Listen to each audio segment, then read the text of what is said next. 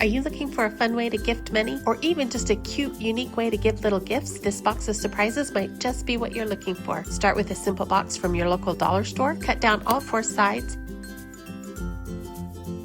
Using double-sided sticky tape, attach little candies or gifts to the sides.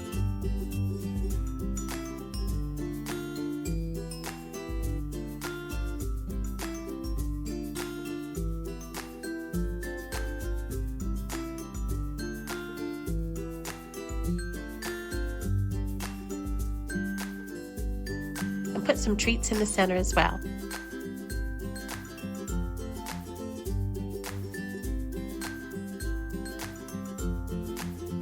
When the lid is removed, the prizes pop out. Your grandkids are sure to enjoy this. Thanks for watching.